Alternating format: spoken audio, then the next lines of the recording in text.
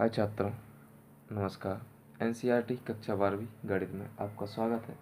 हम पढ़ रहे हैं कक्षा 12वीं की गणित का अध्याय 1, जिसका नाम है संबंध एवं फल। प्रश्नावली 1.1 का प्रश्न चौथा है, सिद्ध कीजिए कि R में R is equal to A B such that A less than equal B द्वारा परिभाषित संबंध R स्वतुल्य तथा संक्रामक है किंतु सममित नहीं है। हमें सिद्ध करना है कि जो दिया गया संबंध R है वो स्वतुल्य तथा संक्रामक है किंतु सममित नहीं है। तो हमें यहाँ याद रखना होगा कि जो R दिया है वो क्या है, वास्तविक संख्याओं का समुच्चय।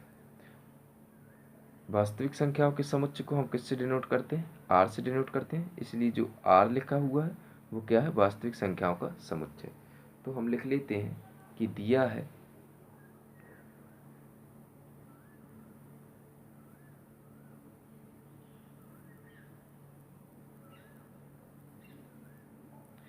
क्या, R वास्तविक संख्याओं का समुच्चय।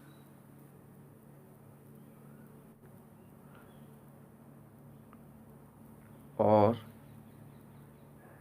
क्या दिया है, संबंध R। और दिया है संबंध R इज इक्वल टू क्या, A B such that A less than equal B. A B such that A less than equal B, अर्थात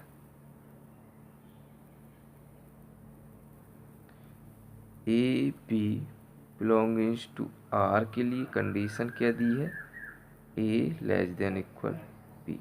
अर्थात ए छोटा या बराबर बी के हो तब हम कहेंगे कि A B belongings to R. तो हमें पहला सिद्ध करना है स्वतुल्य संबंध। तो स्वतुल्य संबंध सिद्ध करेंगे।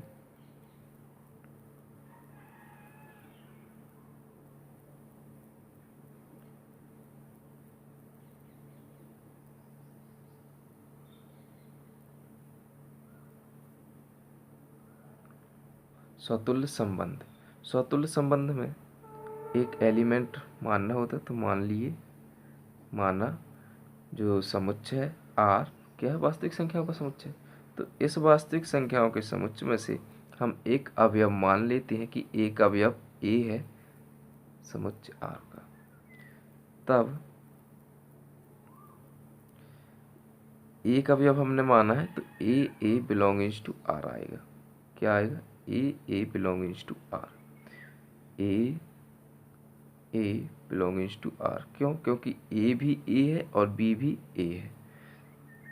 इक्वल यहाँ लिख लेंगे, क्योंकि यहाँ हमें दर्शाना होगा कि A बिलोंगिंग्स टू R क्यों है, अर्थात A बिलोंग R में क्यों कर रहे हैं। तो क्योंकि A जो A है, A भी है और B भी क्या है, A है। तो क्या आएगा, A इक्वल A। यहाँ लिखा था कि A जो है वो छोटा या बराबर मिलना चाहिए B के। तो हमें मिला है कि A जो है A के बराबर है। तो हम ये कंडीशन लिखेंगे कि A बराबर है A के। तो ये सिद्ध हो गया कि R स्वतुल्य संबंध है।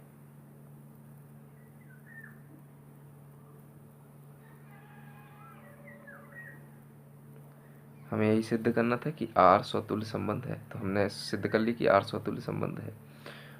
अगला हमें सिद्ध करना है कि सममित संबंध नहीं है। R जो है वो सममित संबंध नहीं है।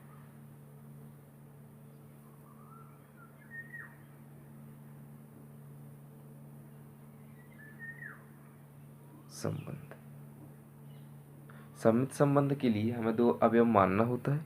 तो हम मान लेते हैं कि माना, अब इस संख्या द्वारा सिद्ध करेंगे।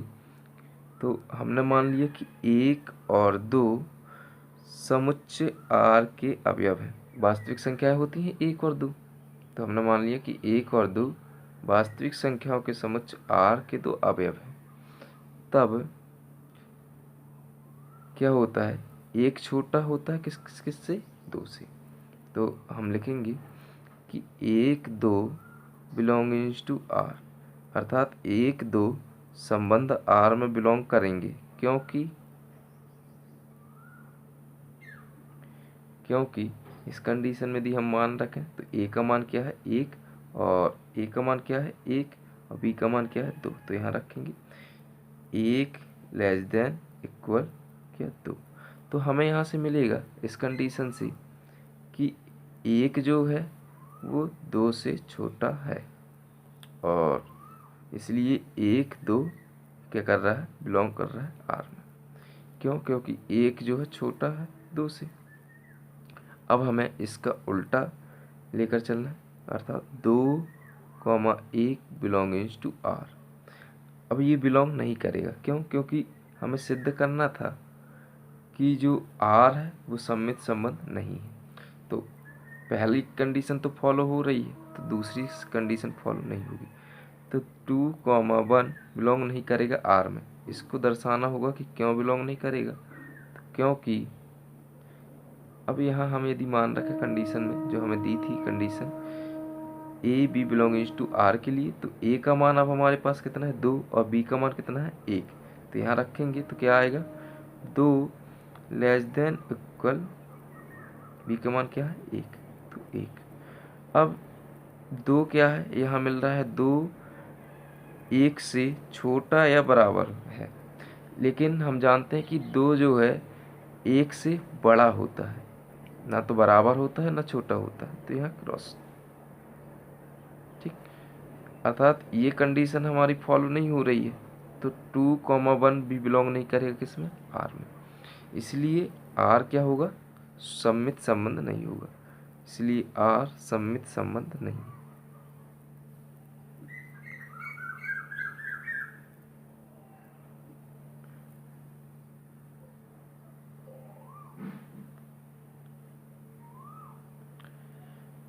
अगला सिद्ध करना है कि r जो संक्रामक संबंध है, संक्रामक संबंध।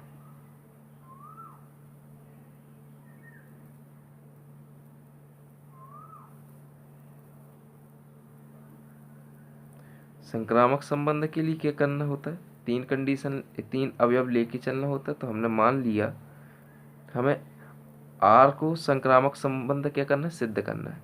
r जो संक्रामक संबंध है, तो हमने मान लिया कि a b और c 3 अवयव हैं समुच्चय r के। तब हमें a b c लेके चलना होता है और a c लेकर आना होता है। तो हमने मान लिया कि a b बिलोंग कर रहे हैं r में, क्योंकि A B belongings to R के लिए कंडीशन क्या थी कि A less than equal B. ऐसे ही हम बनाएंगे B C belongings to R के लिए। तो क्या आएगा, क्योंकि ए की जगह पर बी रखना है, बी की जगह पर सी, तो ए की जगह पर हमने बी लिख दिया और बी की जगह पर सी। तो क्या आ गया, B less than equal C. ये 2 कंडीशन ले लिए। अब हमें तीसरी कंडीशन लेके आनी होती है। तो तीसरी कंडीशन क्या लेके आना है कि A C belongings to R, A C belongings to R ये भी बिलोंग करेगा, क्योंकि ए जो है छोटा या बराबर है बी की, और बी जो है छोटा या बराबर सी की। यदि हम b के इक्वल c माने तो b क्या हो गए, बराबर हो गए c की। तो यहाँ b के जगह पर हम क्या मान रख देंगे, c। तो हमें मिल जाएगा कि a less than equal c। यदि हम मान लें क्या लिखा है यहाँ, b या तो छोटा होगा या बराबर होगा c के। तो हमने मान लिया कि b जो है c के बराबर है। तो यहाँ b का हम मान रख देंगे क्या, c। तो क्या हो जाएगा, a less than equal c, A less than equal C. तो हमें ये भी कंडीशन फॉलो हो रही है कि ए छोटा या बराबर होगा सी के, इसलिए ए सी बिलोंगिंग्स टू आर। अतः जो आर है वो क्या होगा, संक्रामक संबंध होगा, इसलिए आर संक्रामक संबंध है।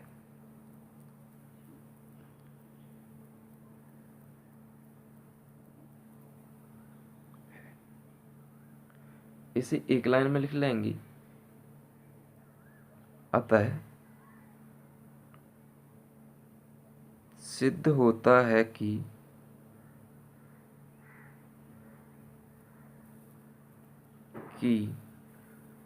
संबंध आर स्वतुल्य तथा संक्रामक संबंध है, स्वतुल्य तथा संक्रामक है, किंतु सममित नहीं है।